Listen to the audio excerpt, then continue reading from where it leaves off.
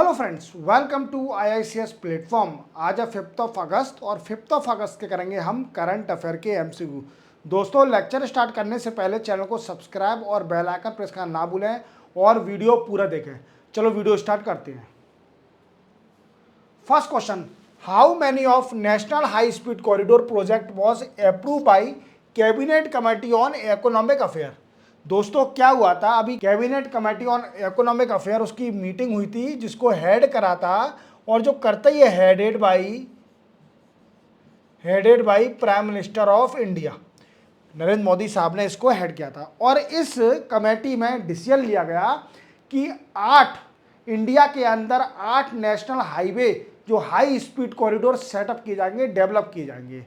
अब इसके लिए जो हमारे नितिन गडकरी साहब हैं, हाईवे के ministry of highway and shipping ministry के जो हेड है, मिनिस्टर है नितिन गडकरी, उन्होंने बोला कि जो कंसेशन दिया जाता है प्राइवेट प्लेयर को, उसमें और छूट दी जाएगी। जैसा कि आप जानते हो कि 3 तरीके से हाईवे बनाए जाते हैं, जो बिडिंग होती है, ऑक्शन होता है प्राइवेट पब्लिक पार्टनरशिप में, उसी तरीके से 3 मॉडल होते हैं। कौन कौन से दोस्तों? सबसे पहला मॉडल होता है BOT, जिसको बोलते हैं बिल्ड ऑपरेट ट्रांसफर। नेक्स्ट होता है दोस्तों engineering procurement construction. Engineering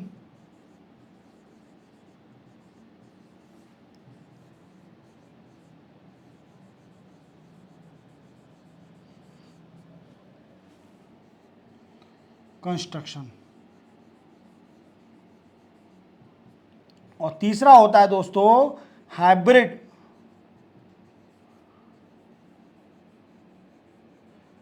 annotation model. जो तीसरा मॉडल होता है, it is a combination of previous 2 model. It is a combination of previous 2 model.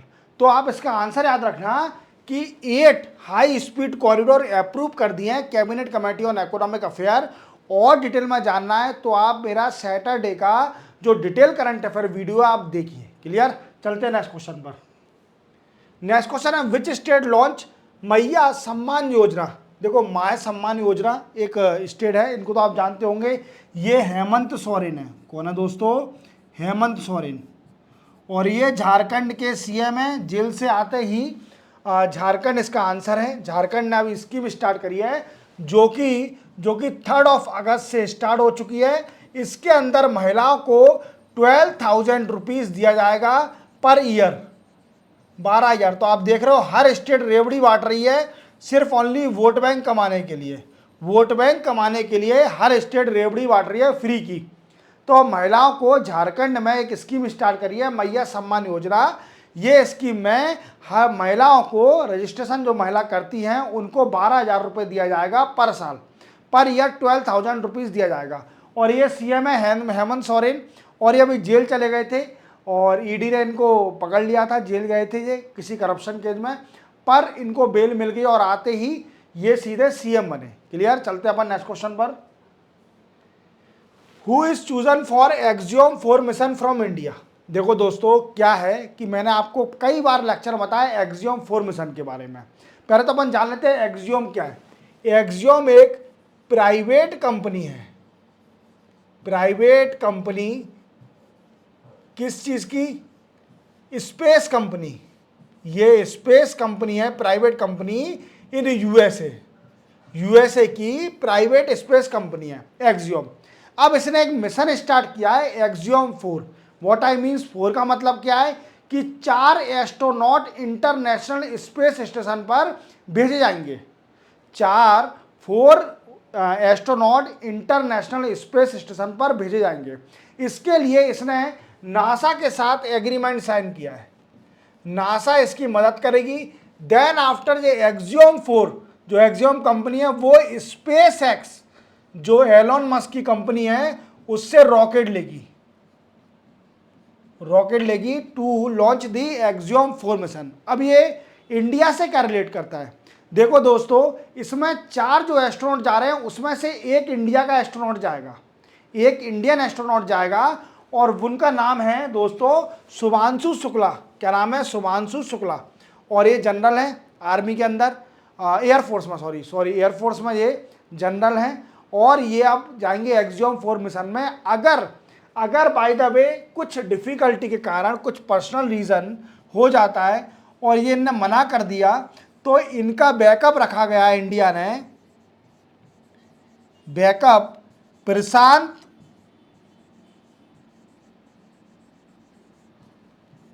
बाला कृष्णन नैयर। याद रखोगे, प्रशांत बाला कृष्णन नैयर इनका बैकअप। अगर ये जाते नहीं हैं, शुभांशु शुक्ला जी जाते नहीं हैं, मना कर देता है किसी पर्सनल रीजन से, तो प्रशांत जी को फिर भेजा जाएगा। अब ये एक्सियोम 4 मिशन मैंने आपको समझा दिया अच्छी तरह। अब सबसे बड़ा रीजन बनता है कि सर ये बताइए कि आपने एक एस्ट्रोनॉट तो बता दिया कि इंडिया से जाएगा, अब वो और बता दीजिए कि वो 3 एस्ट्रोनॉट किस कंट्री से जाएंगे। तो दोस्तों वो एस्ट्रोनॉट जाएंगे, सेकेंड एस्ट्रोनॉट लिया जाएगा वी कैन से हंगरी से, हंगरी। थर्ड एस्ट्रोनॉट लिया जाएगा पोलैंड से, एंड फोर्थ जाएगा यूएसए से। तो एक इंडिया, दूसरी हंगरी, तीसरी Poland, and next is USA.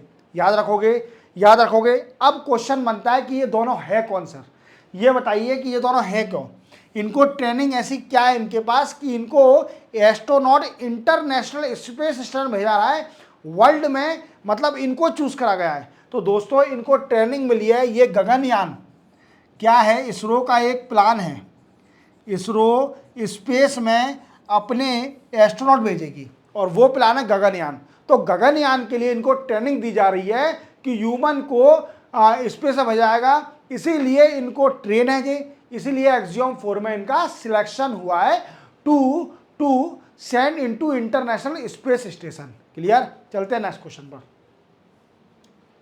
Which state government propose Nazul property management and use for public purpose bill 2024। देखो क्या है, आप इनको तो जाते होंगे, योगी आदित्यनाथ। ये सीएम कहाँ के दोस्तों? ये सीएम है यूपी के सीएम है योगी आदित्यनाथ। अब इन्होंने क्या किया है दोस्तों, तो एक बात ध्यान रखना, इन्होंने एक बिल निकाला है जिस बिल का नाम है Nazul property management and public purpose bill 2024, use for public purpose bill 2024। अब सबसे बड़ा क्वेश्चन बनता है कि इसका आंसर तो उत्तर प्रदेश है, बट क्वेश्चन क्या बनता है कि नजुल प्रॉपर्टी होती क्या है। तो दोस्तों कॉलोनियल टाइम के टाइम, मींस ब्रिटिश जब गवर्नमेंट थी हमारे इंडिया में, तो कुछ प्रॉपर्टी सरकार ने अपनी तरफ ले ली थी, मतलब कॉलोनियल टाइम में जो एक्वायर कर ली थी, जो इंडियन गवर्नमेंट ने कुछ प्रॉपर्टी को एक्वायर कर लिया था, that is called a Nazul property. Clear? या फिर अपन इसको इस तरीके से बोल सकते हैं, Nazul property are those property which are owned by government but not directly manage by the state government. इसको डायरेक्टली मैनेज नहीं करती है, और नजुल प्रॉपर्टी को हम यूज सिर्फ ओनली कुछ ही पर्पस के लिए यूज कर सकते हैं, जैसे कि सरकार सिर्फ ओनली पब्लिक यूटिलिटी के लिए यूज कर सकती है, पब्लिक यूटिलिटीज के लिए, या फिर एडमिनिस्ट्रेटिव वर्क के लिए,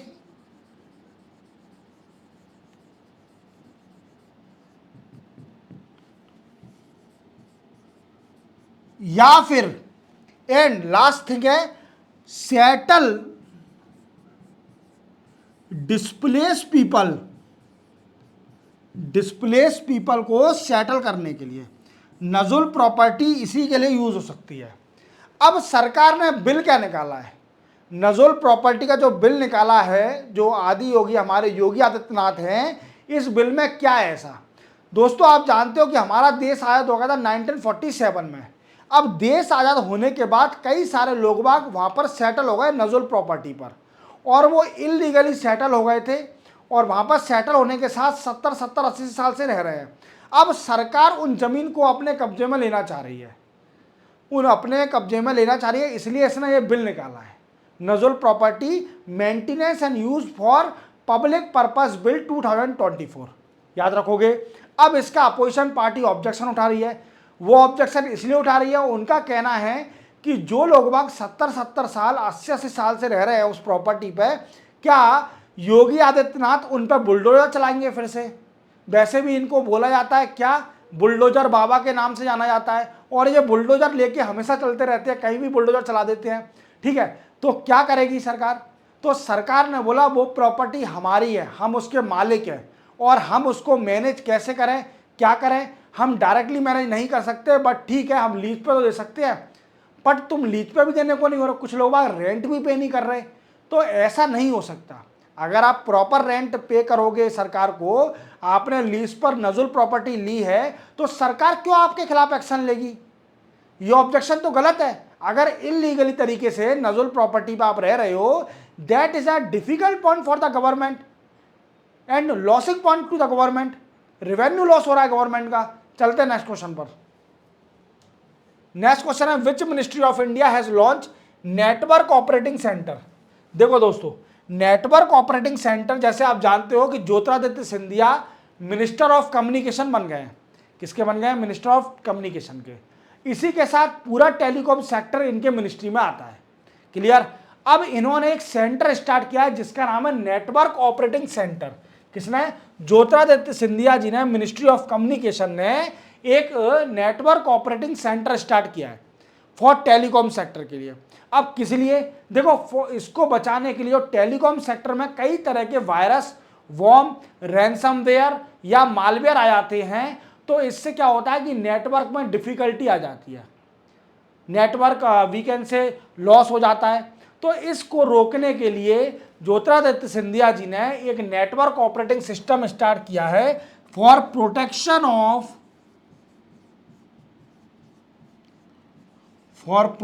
of telecom from virus, worm, malware, ransomware, ETC. इन सभी थ्रेट से बचाने के लिए टेलीकॉम को सरकार ने नेटवर्क ऑपरेटिंग सिस्टम स्टार्ट किया है मिनिस्ट्री ऑफ कम्युनिकेशन में। याद रखोगे। चलते हैं नेक्स्ट क्वेश्चन पर। नेक्स्ट क्वेश्चन है which ministry started integrated nodal agency. देखो, इंटीग्रेटेड नोडल एजेंसी किसने स्टार्ट किया है? आप जानते हो कि हमारे देश में अब ये कई सारा ट्रेंड बन गया है कि लोग बाग डाइवोर्स ले लेते हैं। पहले ज़माने में क्या होता था कि डाइवोर्स लेना एक बहुत ही गलत बात मानी जाती थी, और वुमेन टॉलरेट करती थी, और आदमी भी कभी कभी टॉलरेट करते थे। अब अगर थोड़ा सा भी इशू हो जाता है किसी कपल में, तो डाइवोर्स तक बात पहुंच जाती है। अब इसका रिजोल्यूशन निकालने के लिए सरकार ने क्या किया है, ministry of women and child ने एक नोडल एजेंसी सेटअप करी है, इंटीग्रेटेड नोडल एजेंसी ये सेटअप करी है, जिसमें क्या होगा कि अगर मान लीजिए डोमेस्टिक वायलेंस हो जाता है, अगर किसी भी कपल के बीच में लड़ाई हो जाती है मैरिड कपल में, तो उसका मेडिएशन करा के रिजॉल्व कर दिया जाए और उसको डाइवोर्स तक नहीं पहुंचा जाए। क्योंकि आप जानते हो कि अगर किसी भी कपल में डाइवोर्स होता है तो उसका नेगेटिवली इफेक्ट किस पर पड़ता है? उसके चाइल्ड पर, और उसके चाइल्ड पर इफेक्ट पड़ेगा, वो क्योंकि सेपरेट हो जाएंगे, मदर और पेरेंट्स सब सेपरेट हो जाएंगे, मदर और फादर, तो गलत इफेक्ट किस पर पड़ेगा? बच्चे पर, क्योंकि वो किसकी कस्टडी में जाएगा? ये सबसे बड़ा इशू होगा। कई सारे लॉस होते हैं इससे। तो इसको रिजॉल्व करने के लिए, मेडिएशन करने के लिए कपल को देन आफ्टर नो सेपरेशन हो सके, तो इसके लिए ministry of women and child ने क्या किया है दोस्तों? इंटीग्रेटेड नोडल एजेंसी सेटअप करी है। किसके साथ मिलके? Ministry of External Affair. किसके साथ? Ministry of External Affair, Ministry of Home Affair, then after Ministry of Law and Justice. इसके साथ मिलके एक nodal agency, integrated nodal agency setup करी है कि for resolving the dispute in domestic, for resolving the marital, we can say status of marital fight, कुछ भी कह सकते हैं अपन, ठीक है, मैरिटल इशू भी बोल सकते हैं। क्लियर? चलते हैं नेक्स्ट क्वेश्चन पर। नेक्स्ट क्वेश्चन है who was become youngest Olympic referee in boxing in Paris Olympic 2024 from Indian army. देखो दोस्तों, ये हमारे गर्व की बात है कि हमारे इंडियन आर्मी से एक क्या वी कैन से एक जवान वो रेफरी बना है पेरिस ओलंपिक में रेफरी बना है, किसमें, बॉक्सिंग में। तो दोस्तों उनका नाम है कबिलन साई अशोक। कबिलन साई अशोक सर बने हैं, रेफरी बने हैं बॉक्सिंग में इन पेरिस ओलंपिक 2024 में। याद रखोगे। चलते हैं नेक्स्ट क्वेश्चन पर। What is the rank of India in World Economic Forum travel and tourism development index. देखो दोस्तों, ये पूछ रहा है कि जो वर्ल्ड इकोनॉमिक फोरम एक इंडेक्स निकालती है, जिस इंडेक्स का नाम है travel and tourism development index, इस इंडेक्स में इंडिया की रैंक क्या आई है। अब इस इंडेक्स में होता क्या है दोस्तों, देखो कोई भी कंट्री अगर अच्छा कर रही है टूरिज्म डेवलपमेंट में अच्छा कर रही है तो उसकी रैंक फर्स्ट होगी, और जो बुरा कर रही है तो वो सबसे लास्ट में होगा। जिसमें टूरिज्म नहीं बढ़ रहा, टूरिज्म डेवलपमेंट हो रहा है, टूरिज्म से अच्छी बातचीत कर रही है, बिहेवियर सही है उस कंट्री का टूरिज्म के साथ, उसमें कोई भी क्राइम नहीं हो रहा अगेंस्ट टूरिज्म, तो उस कंट्री को सबसे नंबर 1 पे रखा जाएगा। तो नंबर 1 पे कौन है दोस्तों, नंबर 1 पे है यूएसए। कौन है, यूएसए। और इंडिया की रैंक है अभी 39। कितनी रैंक है, 39 इंडिया की रैंक आई है इस साल इंडेक्स में, जो कि वर्ल्ड इकोनॉमिक फोरम निकालती है, और इंडेक्स का नाम है travel and tourism development index. याद रखोगे। चलते हैं नेक्स्ट क्वेश्चन पर। विच एनआईटी लॉन्च निवाइका वेब पोर्टल। देखो एक एनआईटी है, नेशनल इंस्टीट्यूट ऑफ टेक्नोलॉजी, जिसने क्या किया है, निवाइका वेब पोर्टल लॉन्च किया है। निवाइका वेब पोर्टल। अब वो एनआईटी कौन सी है दोस्तों, तो एनआईटी कैलीकट ने एक निवाइका एक वेब पोर्टल स्टार्ट किया है। ये वेब पोर्टल क्या है दोस्तों, ये वेब पोर्टल डाटाबेस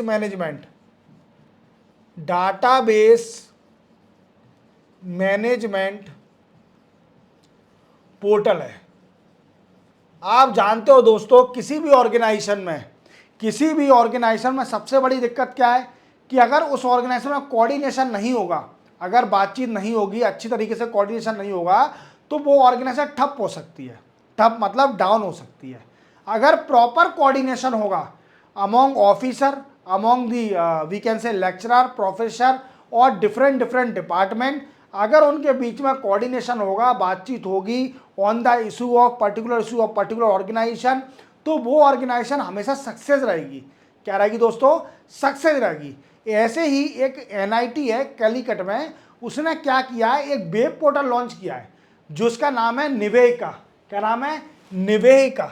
ये वेब पोर्टल क्या करेगा दोस्तों कि जैसे मान लीजिए किसी डिपार्टमेंट ने एक डिसीजन लिया है, तो इस डिसीजन को डाटाबेस के जरिए सब डिपार्टमेंट पर पहुंच सके, सारे डिपार्टमेंट इसको फॉलो कर सके, ऐसा कर सके तो मल्टी डिसिप्लिनरी वर्क कर सके, डाटाबेस मैनेजमेंट। समझ में आ रहा है। तो सक्सेस हो जाएगा, जिससे क्या होगा कि एजुकेशन बढ़ेगी एनआईटी कैलीकट की।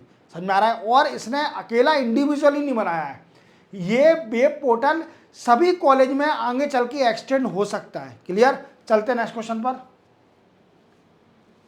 विच country will host 3rd edition of Global South Summit on 17 अगस्त। देखो दोस्तों, ग्लोबल साउथ समिट होने वाली है, थर्ड एडिशन है इसका। अब ये पूछ रहा है कि ग्लोबल साउथ समिट कहाँ पर होगी। थर्ड जो एडिशन है वो होगी दोस्तों इंडिया में।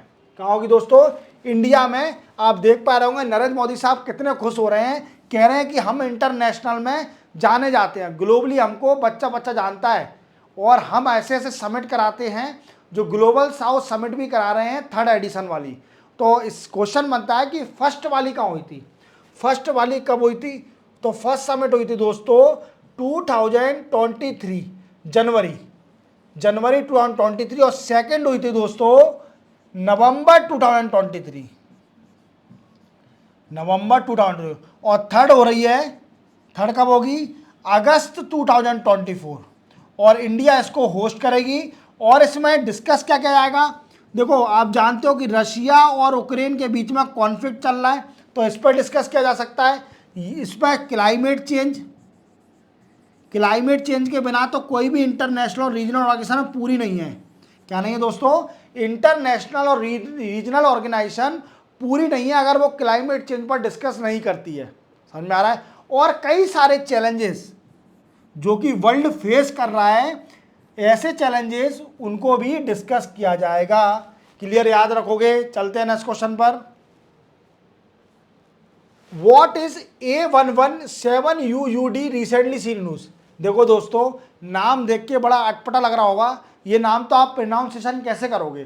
तो दोस्तों आप जानते हो अधिकतर जो प्लेनेट होते हैं या फिर कोई ऑब्जेक्ट है स्पेस में, उनके नाम ऐसे ही होते हैं। और ये कॉमेट है।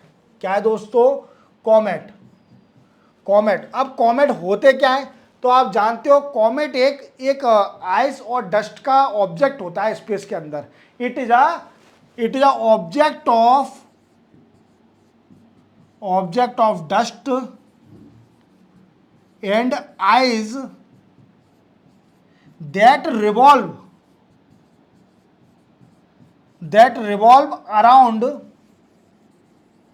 अराउंड सन के आसपास जो घूमते हैं, डस्ट के ऑब्जेक्ट और आइस के ऑब्जेक्ट, उसको बोलते हैं कॉमेट। अब ये कॉमेट दोस्तों सैटर्न के बगल में जा रहा था। सैटर्न जो प्लैनेट है हमारा सोलर सिस्टम का, उसके बगल में ये कॉमेट जा रहा था और ये पॉसिबिलिटी लगाई जा रही थी ये टच होगा, सैटर्न से टच होगा। बट अनफॉर्चुनेटली ये टच नहीं हुआ और सैटर्न की ग्रेविटी के कारण ये इसका पाथ चेंज हो गया। इस कॉमेट का सैटर्न की ग्रेविटी के कारण इसका पाथ चेंज हो गया। तो क्या है दोस्तों? ये कॉमेट है, याद रखोगे। चलते हैं नेक्स्ट क्वेश्चन पर। नेक्स्ट क्वेश्चन है, who was appointed as director of ICAR Central Marine Fishery Research Institute in India? तो दोस्तों आप जानते हो कि ICAR क्या है? Indian Council of Agriculture research.